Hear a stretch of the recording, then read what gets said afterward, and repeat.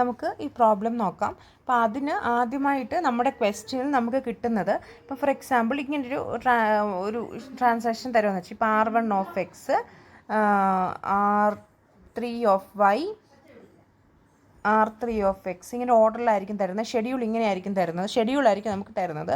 Next R2 of Y, R2 of Z, W3 of Y. So ഈ ഒരു ഓർഡറിൽ അപ്പം നമ്മൾ ആദ്യം ഇതിങ്ങനെ കിട്ടുമ്പോൾ നമ്മളിങ്ങനെ ഒരു ബോക്സ് വരയ്ക്കും, അതാണ് എളുപ്പം.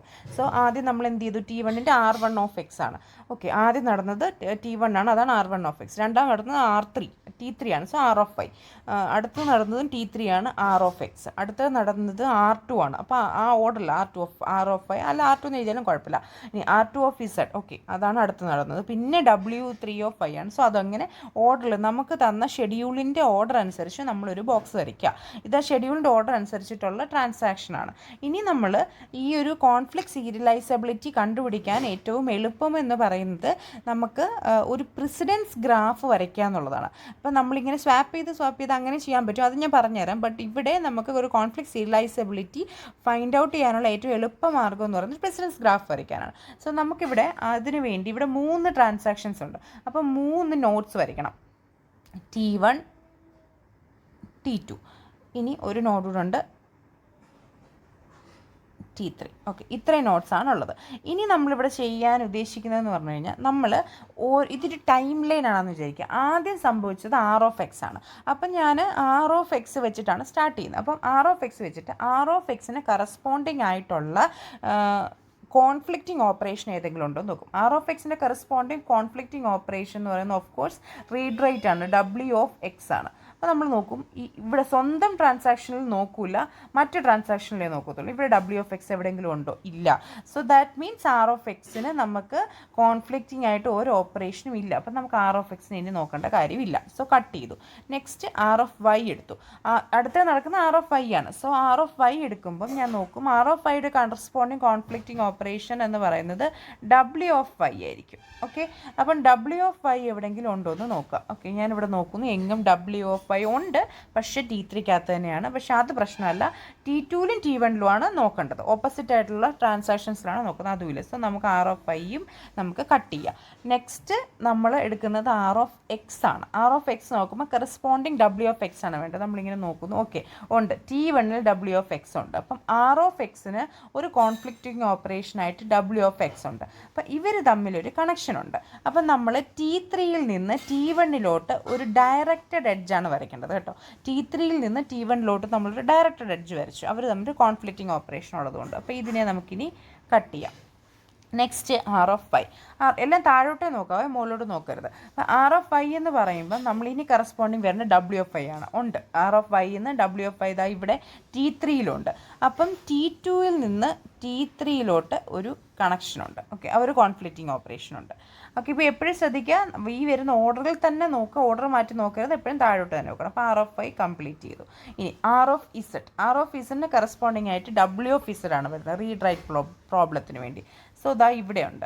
അപ്പോൾ അവിടെ ഉള്ളത് കൊണ്ട് നമുക്ക് എന്ത് ചെയ്യാൻ പറ്റും, T2-ൽ നിന്ന് T1, T2-ൽ നിന്ന് T1-ലോട്ടല്ലേ, അപ്പം T2-ൽ നിന്ന് T1-ലോട്ട് നമ്മളൊരു ആരോ വരച്ചു. അപ്പോൾ R ഓഫ് ഇസഡ് ഫൈൻ കഴിഞ്ഞു. ഇനി W of Y, W of വൈക്ക് കറസ്പോണ്ടിങ് ആയിട്ട് എനിക്ക് വേണ്ടത് ഇനി ഏതെങ്കിലും ഈ റീഡ് ഓഫ് വൈ ഉണ്ടോ നോക്കുക, R ഓഫ് വൈ ഉണ്ടോ നോക്കുക. ഇവിടെ R ഓഫ് വൈ ഉണ്ടോ?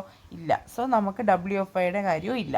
ഇനി അടുത്ത W of Z, W of ഇസഡിന് കറസ്പോണ്ടിങ് ആയിട്ട് എനിക്ക് റീഡ് ഓഫ് ഇസഡാണ് വേണ്ടത്. അത് എവിടെയെങ്കിലും ഉണ്ടോ നോക്കുക. ഉണ്ട്, T1-ലുണ്ട്. അപ്പോൾ T2-ൽ നിന്ന് T1 ഓൾറെഡി അവിടെ ഉണ്ട്. ഇനി വേണമെങ്കിൽ നമുക്കിതിനകത്ത് ഏതൊക്കെയായിരുന്നു മീൻസ് പ്രശ്നമുള്ളത്, എവിടേക്കായിരുന്നു വന്നതെന്ന് വേണമെങ്കിൽ ഒന്ന് എഴുതാം. ഓക്കെ, അതുകൊണ്ട് നമുക്ക് നോക്കാം എവിടേക്കായിരുന്നു, ഏതൊക്കെ വേരിയബിൾസിനായിരുന്നു വന്നതെന്നൂടെ നമുക്ക് നോക്കാം. ഓക്കെ,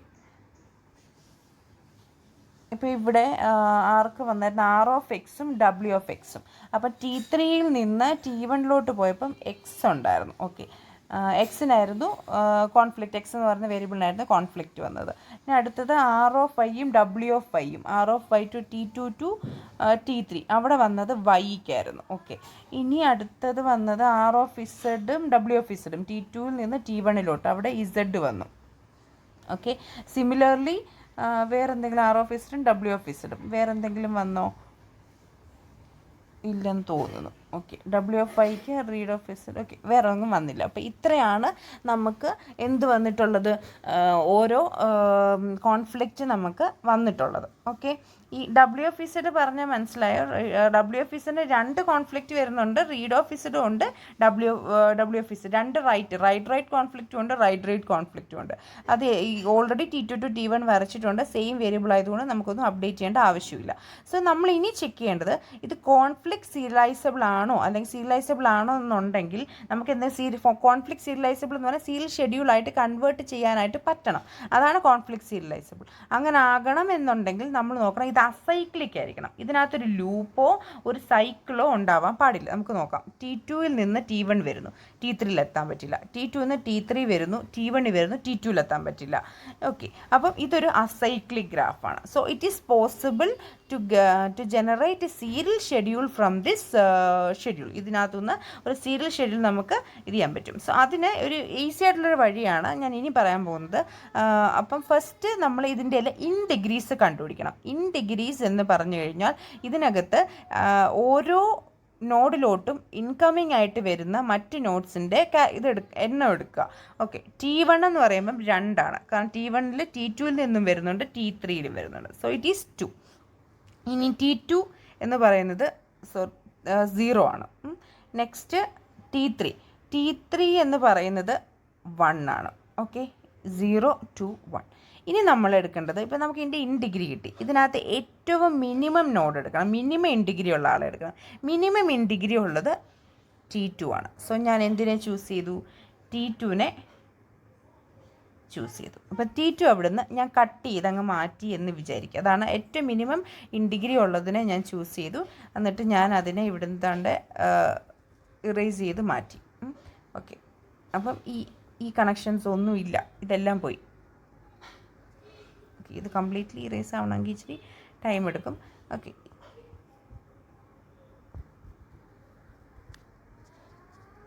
കംപ്ലീറ്റ്ലി ആയില്ലെങ്കിലും ഓക്കെ, അത് മാറ്റി.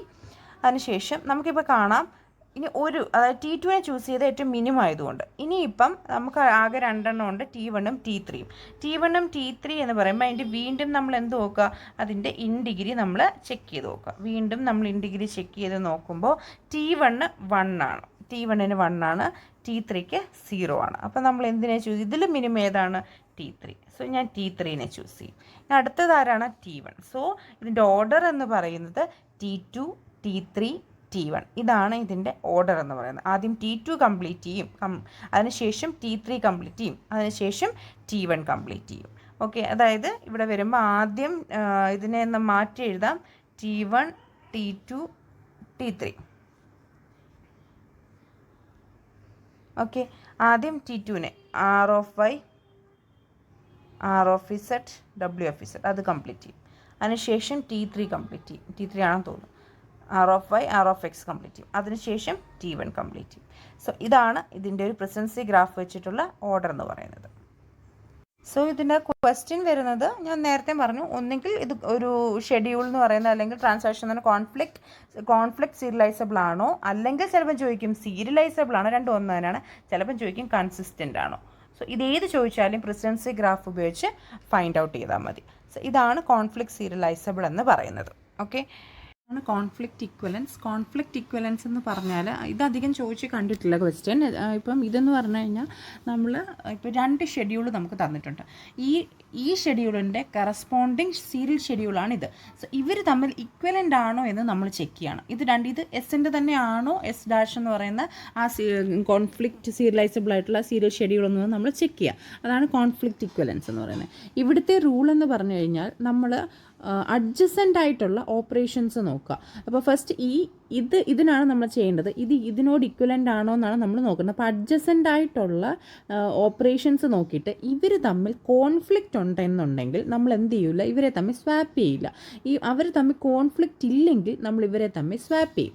സോ ഇതാണ് നമ്മൾ ചെയ്യേണ്ട കാര്യമെന്ന് പറയുന്നത്. ഓക്കെ, നമ്മൾ ഈ പ്രിസിഡൻസ് ഗ്രാഫ് വെച്ചിട്ട് ഇവർ തമ്മിൽ സീരിയലൈസബിൾ ആണോ എന്ന് ചെക്ക് ചെയ്യുന്നതിൻ്റെ ഒരു ഓൾട്ടർനേറ്റീവ് മെത്തേഡാണിത്. ഓക്കെ, അപ്പം നമുക്കിവിടെ നമുക്ക് നോക്കാം. ഇവിടെ അഡ്ജസൻ്റ് ആയിട്ടുള്ള ഓപ്പറേഷൻ എന്ന് പറയുന്നത് ഇതാണ്. ഇപ്പം ഒരു കോൺഫ്ലിക്റ്റിംഗ് ഓപ്പറേഷൻ്റെ 3 റൂൾ എന്താണ്? ഒരേ വേരിയബിളിനായിരിക്കണം, പിന്നെ അതേപോലെ ഇവരിൽ ഒരാൾ റൈറ്റ് ആയിരിക്കണം, പിന്നെ 2 ട്രാൻസാക്ഷനിലായിരിക്കണം. സോ ഇതെല്ലാം ഇവിടെ ഓക്കെയാണ്. എന്താ ഇവർ തമ്മിൽ കോൺഫ്ലിക്റ്റിംഗ് ഓപ്പറേഷൻസ് ആണ്. സോ ഇവർ തമ്മിൽ നമുക്ക് സ്വാപ്പ് ചെയ്യാനായിട്ട് പറ്റില്ല. ഇനി അടുത്ത അഡ്ജസൻ്റ് എന്ന് പറഞ്ഞാൽ ഇവർ തമ്മിലാണ്. സോ ഇവിടെ ഒരാൾ റൈറ്റ് ആണ്, ആ റൂൾ കറക്റ്റാണ്. ഇനി 2 ട്രാൻസാക്ഷനിലാണ്, പക്ഷേ ചെയ്യുന്നത് 2 എലമെൻറ്റ്സിലാണ്, ഒരാൾ എയിലും ഒരാൾ ബിയിലും. സോ ആർ ഓഫ് ബിയും ഡബ്ല്യു ഓഫ് എ എന്ന് പറയുന്നതും എന്തല്ല? കോൺഫ്ലിക്റ്റിംഗ് ഓപ്പറേഷൻ അല്ല. അപ്പം നമുക്ക് ഇവരെ തമ്മിൽ സ്വാപ്പ് ചെയ്യാം. ഇവരെ തമ്മിൽ സ്വാപ്പ് ചെയ്യുക എന്ന് പറഞ്ഞാൽ ആർ ഓഫ് ബിയിനെ ഇങ്ങോട്ട് എഴുതും, ഡബ്ല്യു ഓഫ് എനെ ഇങ്ങോട്ട് എഴുതും. അങ്ങോട്ടും ഇങ്ങോട്ടും മാറ്റി എഴുതുന്നതിനെയാണ് നമ്മൾ എന്തെന്ന് പറയുന്നത്? സ്വാപ്പ് ചെയ്യുക എന്ന് പറയുന്നത്. അപ്പം പുതിയ T1 T2 എന്ന് പറയുന്നത് R of A W of A R of A R of B ഇവിടെ വരും. അടുത്തത് ഡബ്ല്യു ഓഫ് എക്ക് പകരം ആർ ഓഫ് ബി ആയിരിക്കും നടക്കാൻ പോകുന്നത്. അതിനുശേഷമായിരിക്കും W of A.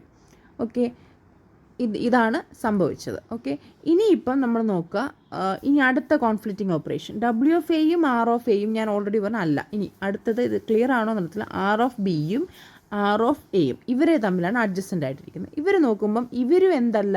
Conflicting operation അല്ല.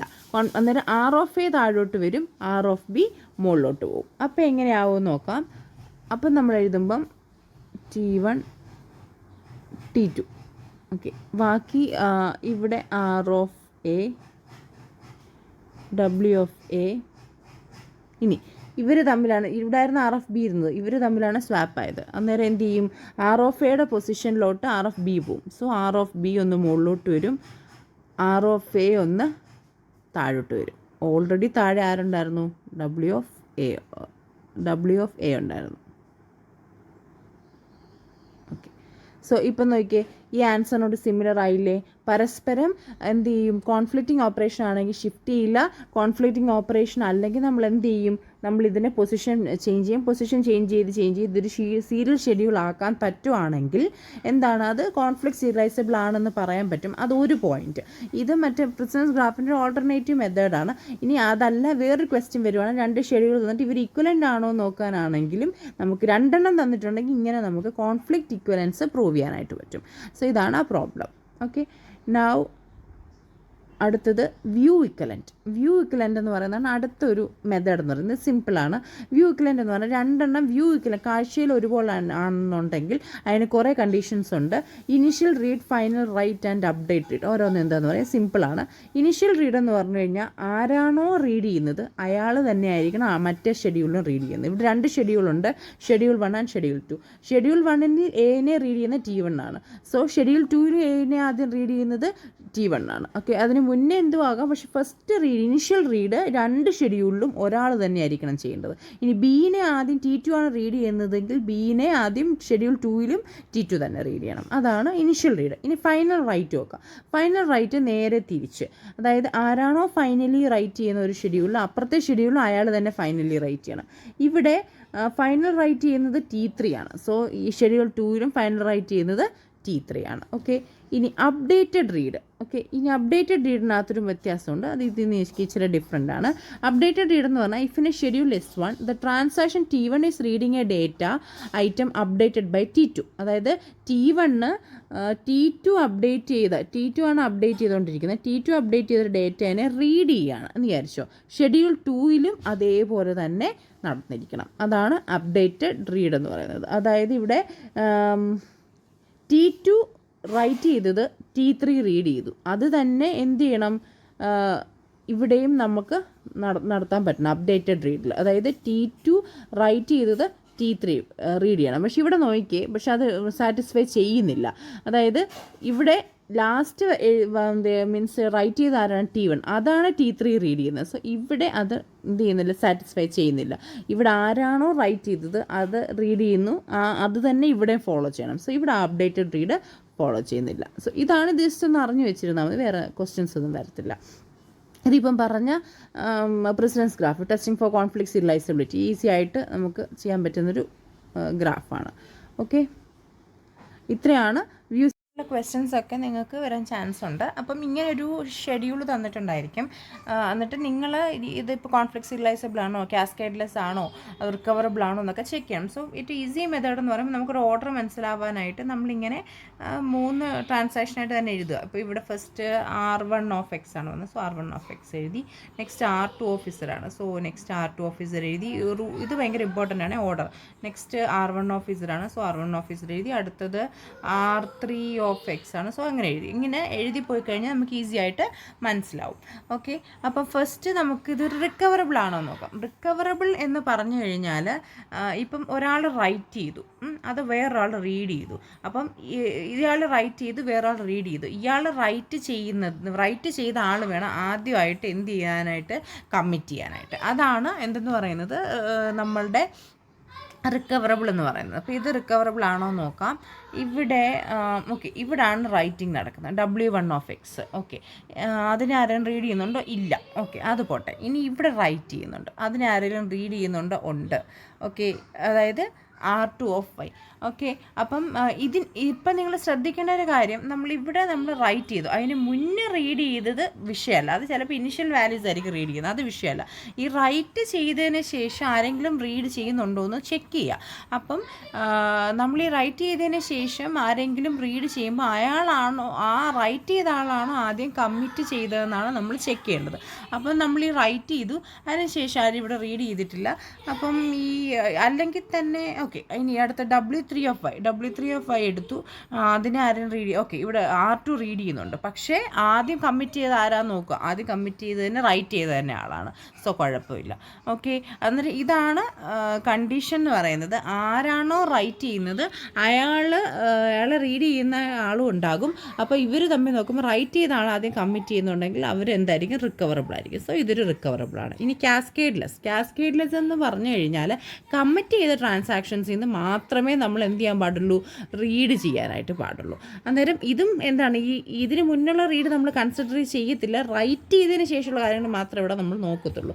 ഇവിടെ നമ്മൾ W1 ഓഫ് എക്സ് റൈറ്റ് ചെയ്തിട്ടുണ്ട്. ഓക്കെ, ഈ റൈറ്റ് ചെയ്തതിന് ശേഷം ഈ കമ്മിറ്റ് ഇവിടെ ഇല്ലായിരുന്നെങ്കിൽ ബാക്കി ഒന്നും റീഡ് ചെയ്യുന്നത് വാലിഡ് ആവത്തില്ലായിരുന്നു. പക്ഷേ ഇവിടെ റൈറ്റ് ചെയ്തതിന് ശേഷം ഉടനെ തന്നെ കമ്മിറ്റ് ചെയ്തിട്ടുണ്ട്. So no problem. ഇനി ഈ എക്സിനെ ആർക്ക് വേണമെങ്കിലും റീഡ് ചെയ്യാം.